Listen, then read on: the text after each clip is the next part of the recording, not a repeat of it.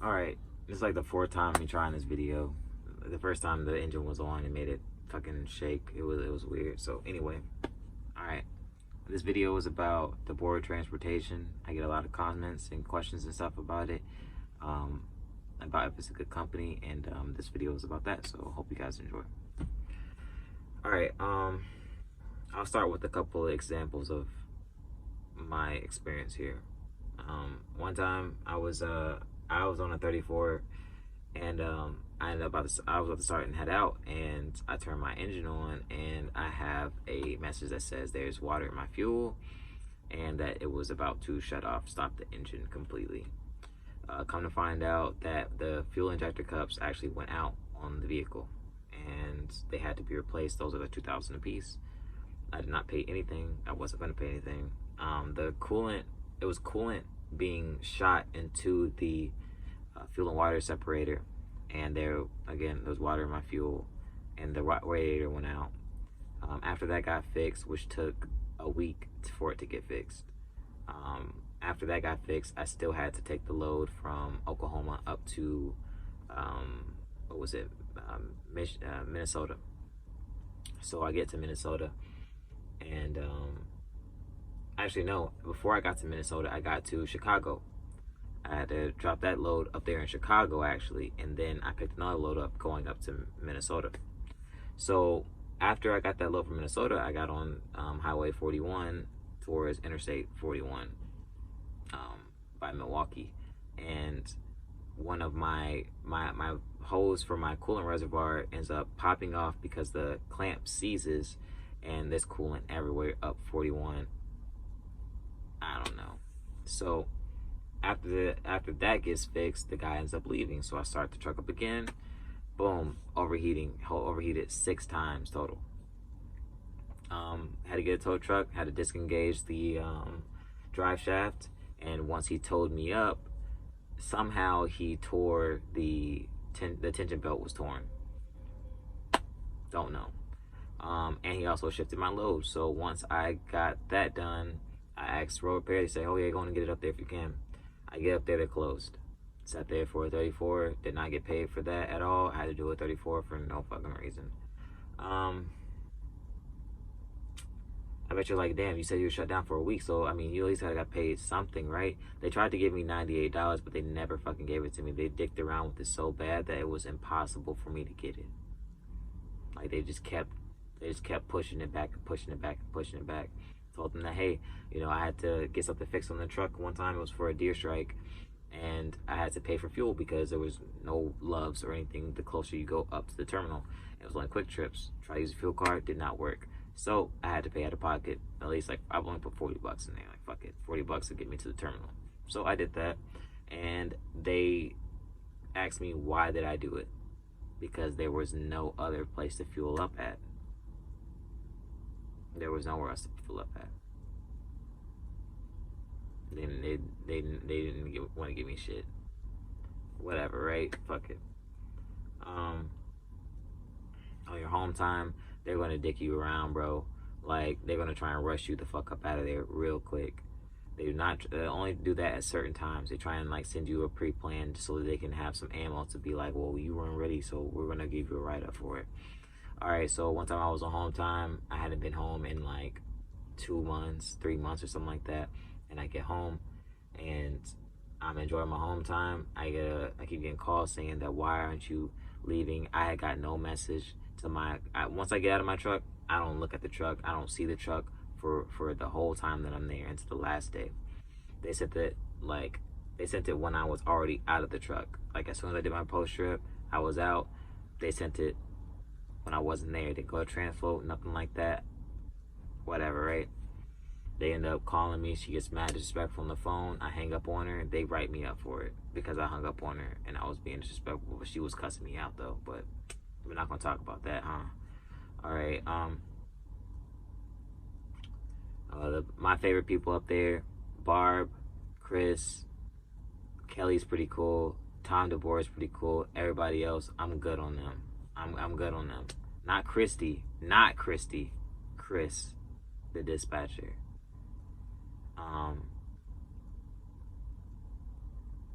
yeah, man, like it's just not worth it. It's literally not worth it, bro. Like, listen to this. And they put this on my NVR. On January 31st, 2019, you were involved in an incident on I-31 near Saugatuck, Michigan, when you had frozen brakes and flat spotted your tires.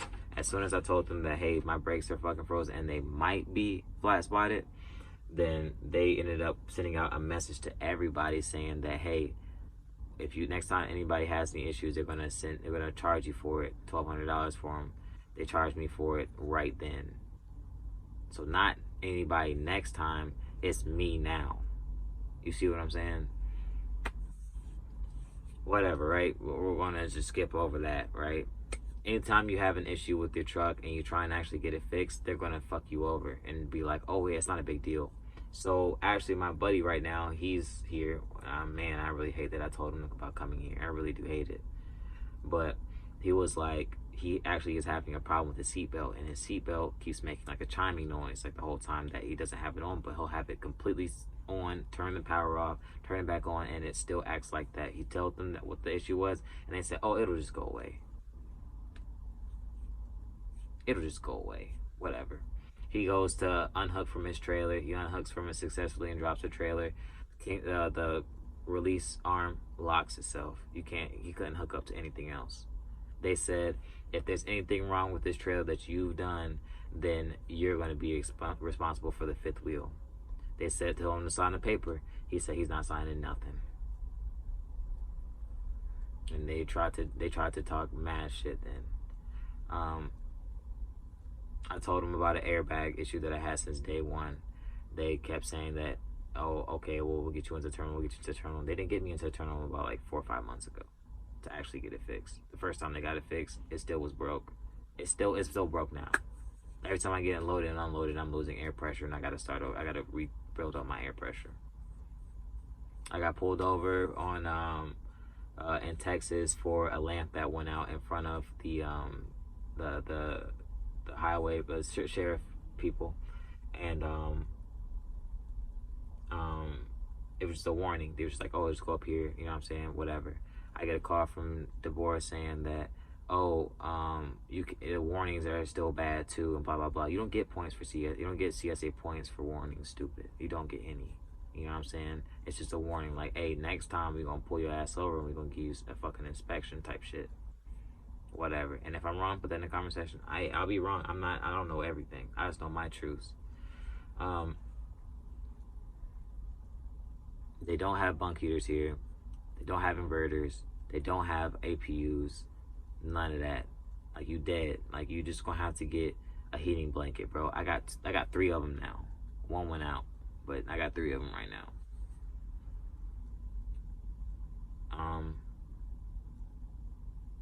Man, it's just not, this place isn't worth it. Now, I could see if you live stupid close to that terminal, then I could say, yeah, go through with it.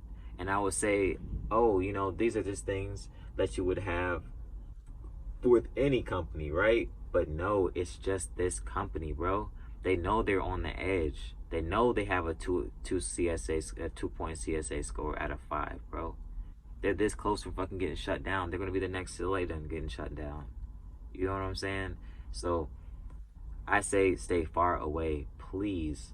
And just know that I'm not coming from a negative place when I'm saying this. I'm literally coming from experience, from me being here for over a year now. I started November 30th. I was hiring another driver. I've been here to now, which is December 31st.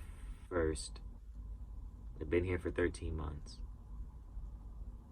Here's another experience. They tried to send me home. They tried to terminate me for some shit that happened when I was in the sleeper. Somebody hit my mirror and my hood mirror and gave me some scratches on my shit, and they sent me home.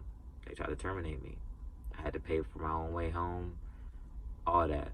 I had to pay for my own shit home. Just for them to call me on my birthday and say, hey, this was a big misunderstanding. We'd love to have you back on the team, or blah, blah, blah. So I go back. I literally went back. And when I get there, it's the same nigga that took me to the airport. Just not worth it, bro.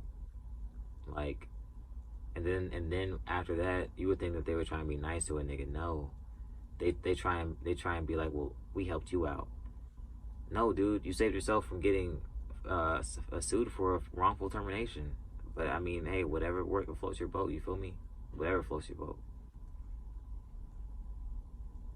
Man, like I say, like I said, the only reason I say you would come here is because you're stupid close to the terminal. That's it. That's literally it. If you live like up the street or in that area, Wisconsin Rapids, Wausau, fucking Stevens Point, whatever, I could see that. But anything else, bro, please stay away. There's other second chance companies.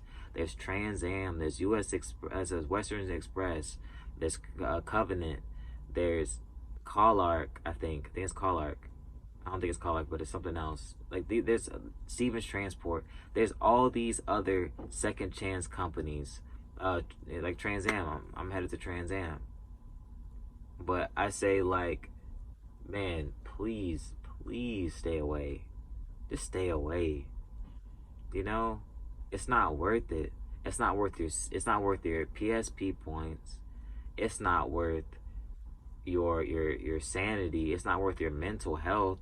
It's not worth the wear and tear on your body, bro, because even when you're working on recaps for like 2 months straight or whatever, and you know, you don't get that much sleep because, I mean, you don't get that much sleep, bro, because you can't do a 34 reset. And then every time they always try and, like for example, my dispatcher, she will always, when I had Chris, that's why I love Chris. Chris will always have it set up to where on Friday I don't deliver until Monday. So I have that lull time in between so I can just rest.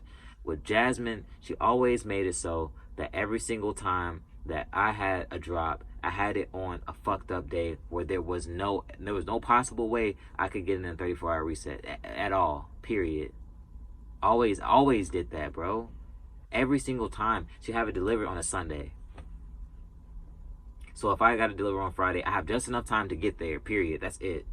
And then the 10-hour break in between. That was it. You go home. Oh, why are you home? You're not supposed to be home right now.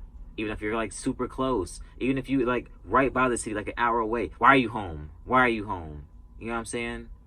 Bro, please, just stay away. They rush you on your home time. They don't give a fuck about your family, bro.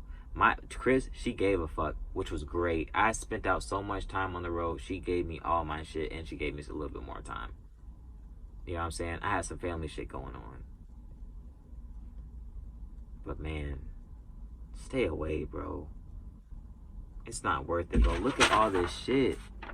These are all incidents on my shit that they put on my they, not all of them are on there, but some of them are on there, bro. They try and blackball you. They put on my shit that I was terminated, and I'm still here. Bro, I'm still here. But you said that you said that I was fired on July of this year. I'm still here. It's December, you fucking asshole, dude. Like, come on, man. If you're gonna come here, if you're really gonna make that decision of coming to this place, then please make sure that you stay on top of everything that's in your MVR or on your DAC report, bro. Make sure you got every fucking thing accounted for, and as soon as it goes on it, dispute it, because obviously, if they put something on there, they always gonna put something on there that you don't deserve. And then they worded it so vague, like,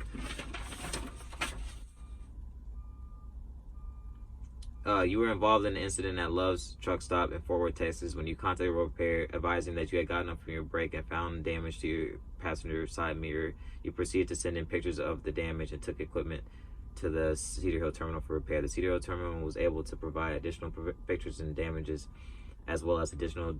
The terminal was able to find pictures and additional damages of the damage. See, this is fucking weird, of the damages, as well as additional damage that was not reported by you, including a tree branch under my hood. Nigga, you can run over anything in the goddamn road, bro. Anything, bro. I had fucking remnants of a fucking deer in my shit. Like, get the fuck out of here.